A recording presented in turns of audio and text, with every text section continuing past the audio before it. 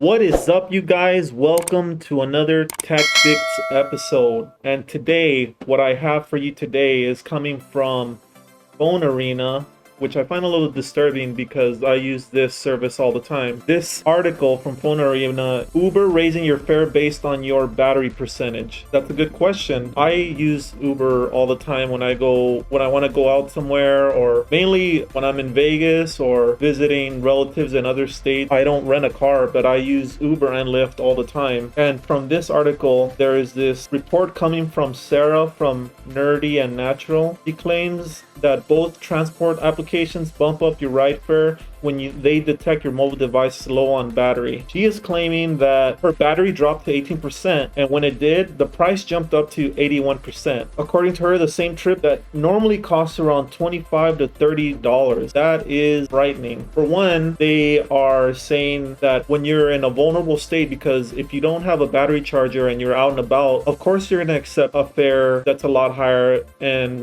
not risk your phone dying and not being able to check whether you can get another ride. And then she goes on to say, interestingly, the price immediately dropped the moment she charged her phone back to 25%. So looks like there's a threshold, maybe 18 and lower. Uber and Lyft can check the battery percentage of your phone and raise your prices. I would like to see a test, even though this has not been proven. Another interesting tidbit is back in 2016, Heath Chen, Uber's first head of economic research, he said the company noticed an interesting behavior among users when using the Uber app. Now, keep in mind, this is the head of economic research. He said it was observed that clients are more likely to accept surge price if their phone is about to die. So this was back in 2016, about 5 years ago, that if they notice that your phone is about to die, you're more likely to pay a higher price. This is unfortunate because when Uber came out and Lyft came out, they were a great service. They were affordable.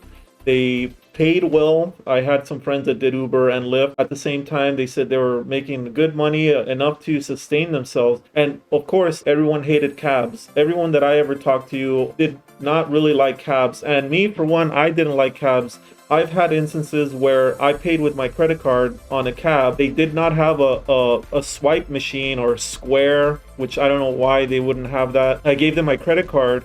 They took down the information, and later I found out that they overcharged me. So on the tip, they ended up putting way more than what I was willing to pay them. So that's unfortunate, because I think Uber and Lyft are a great service. If they come out with these shenanigans, I can say that when I went on vacation, I went to Vegas. From going to McCarran Airport to the Strip, normally I would pay anywhere from $8 to $12. When I went this past time, and of course, because of what's been going on, there's a lot less drivers, but the prices range from $45 to all the way up to $109. I would say it's a combination of less drivers, less availability, and the time of day that you're trying to get a ride. This has not been confirmed, but I'm definitely going to test this theory out when the next time I have to use the service. Let's switch it over to Burger Bit. Today for your Burger Bit, I have this report comes from the Insider from Rachel Askenazi. She said, I tasted and ranked fries from 5 fast food chains, and best is the classic short string cut. She went to Shake Shack, McDonald's, Popeye, and Wendy's. This is subjective, and it's gonna come down to whether you like it or not. In last place, which is Burger King, I would say that I disagree. I like Burger King fries.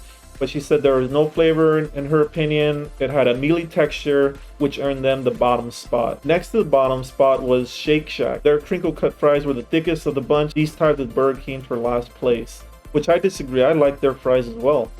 I think they're overpriced, but they're not that bad. Now, this is where I also disagree with her. Wendy's fries were creamy inside, but had near flavorless pepper taste, which is why they landed in third place. Out of the last two, I would rate Wendy's fries the last, but that's, like I said, it's all subjective. It's what you like. In runner-up comes in Popeye's fries, which I have not tried, even though I go to Popeye's all the time. I have not ordered their fries, and I will definitely get some fries next time I go there. She said that Popeye's fries had tons of flavor, texture, and were a solid runner-up in its ranking. Number one is the tried and true, and you know who the champion is, McDonald's, which is one of my favorites as well. McDonald's nailed the oily flavor, crispy exterior, and pillowy interior. These fries reign supreme. I kind of agree. I think McDonald's fries is one of the best fries out there when they're freshly made. If you wait and they get lightly cold, they just lose all their flavor. And I would say that I like Wiener Schnitzel chili cheese fries more than McDonald's fries, even without the chili cheese. But like I said, it's all subjective. Let me know what your favorite fries is. Put them down in the comments below. And yeah, that's your burger bit for today. All right. Thank you very much for checking out this episode of Tech Bits. I hope you found it informative. Let me know what you think. Is Uber or Lyft trying to rip you off? Have you had an instance where something like they were talking about in the article? But I appreciate you watching this video. If you liked it, hit that like button. If you really liked it, hit that subscribe button. I appreciate you guys. Thanks a lot. Have a great day.